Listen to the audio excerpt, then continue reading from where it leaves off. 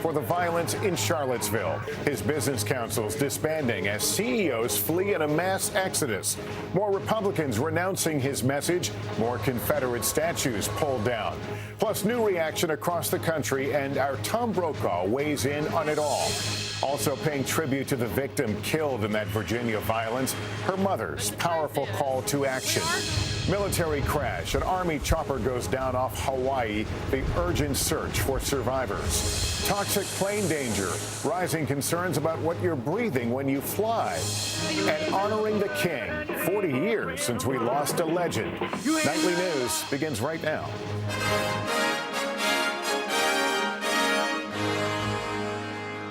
This is NBC Nightly News with Lester Holt. Good evening. It's nice to be with you tonight. There has been no mad rush to the microphones today by surrogates to try and defend President Trump, as we've seen after past eyebrow-raising moments. The shock and surprise over his strident characterizations of the violence in Charlottesville reach across the political spectrum tonight. But perhaps the most remarkable rebuke comes from major business leaders walking away from the president's economic advisory groups in protest, forcing Mr. Trump to pull the plug on the councils, which were centerpieces in his signature effort to create jobs in this country. Our Kristen Welker begins our coverage with the fallout. To go to Charlottesville. Facing a full-scale rebellion by the very CEOs he once called colleagues, President Trump announced on Twitter today he's disbanding 2 of his advisory business councils. Rather than putting pressure on the business people of the Manufacturing Council and Strategy and Policy Forum, I am ending both. Thank you all. The president trying to get ahead of a mass exodus from both councils.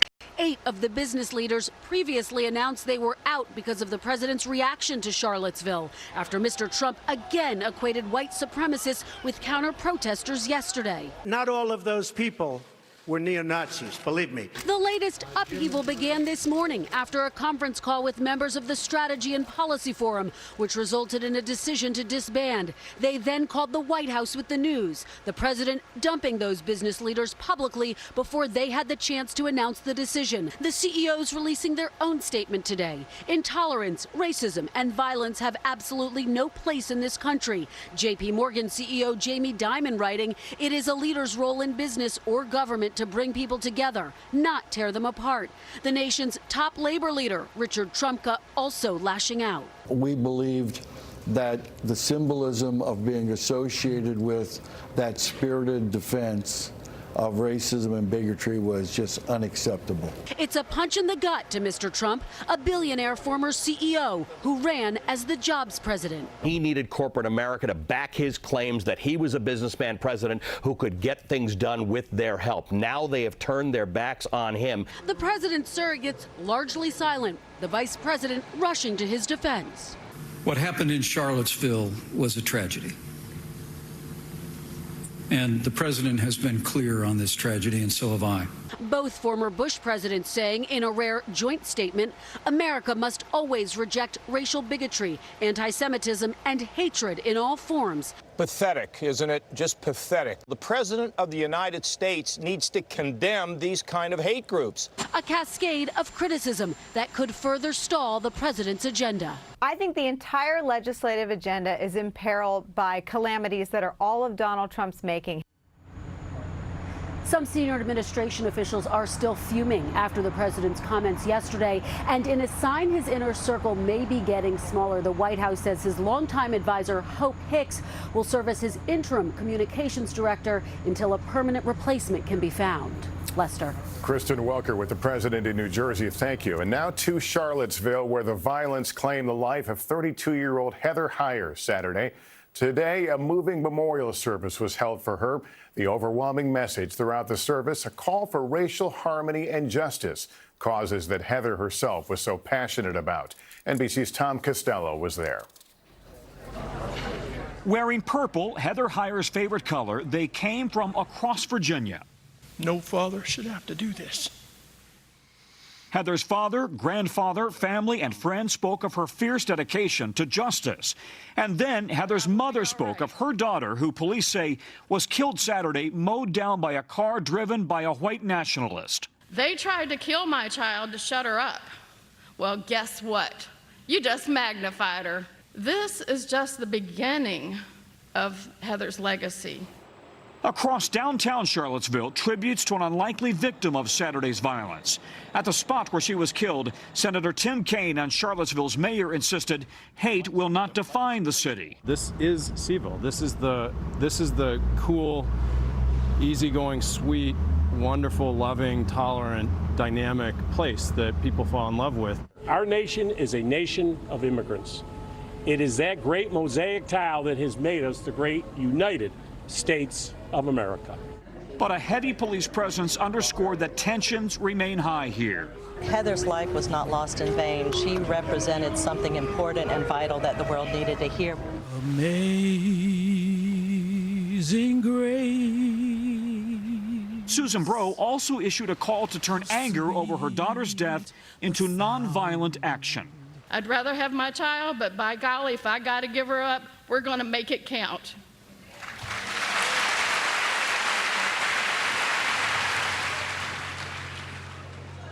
On Friday, there will be another memorial for the two state troopers who died on Saturday. And we have this late-breaking news just coming in now. The governor of Virginia is calling on every town and city in the state and the state legislature to remove all Confederate monuments. He says they are a barrier to progress, inclusion, and equality. Lester? All right, Tom Costello with that tonight. Thank you. And Americans responded to President Trump's comments about Charlottesville in actions and words today, both criticizing and defending what he said about the violence. NBC's Peter Alexander has more on the reaction around the country. Before dawn in Baltimore, crews taking down 4 Confederate monuments to avoid violent protests like those in Charlottesville. I said, with the climate of this nation, that I think it's very important that we move quickly and quietly. Workers in Birmingham on the mayor's orders overnight boarding up a Confederate tower. Here in Leesburg, Virginia, this Confederate statue still fuels deep divisions. But in the wake of President Trump's controversial comments, You also had people that were very fine people on both sides.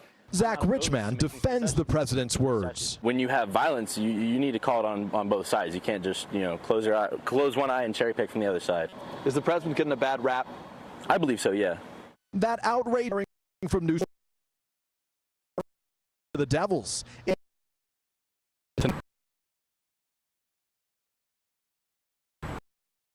Speak and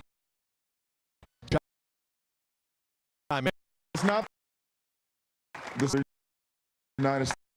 All of us do better. Time out that we are. One of the evangelical speaking out.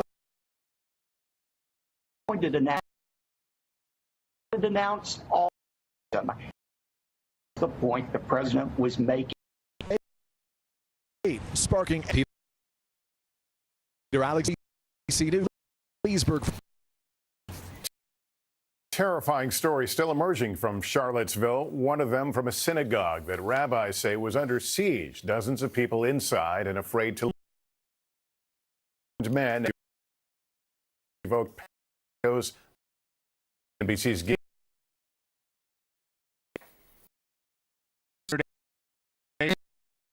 synagogues in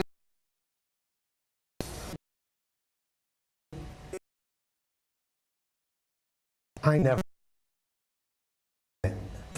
thought in my that. This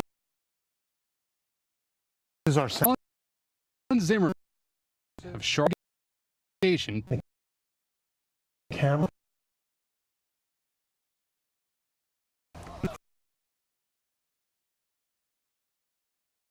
From 19. It's just said hire guards service in the morning. In front of you.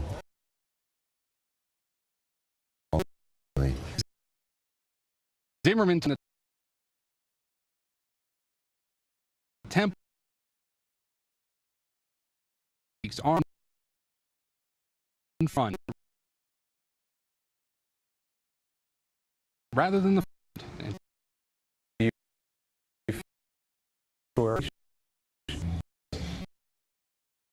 veteran.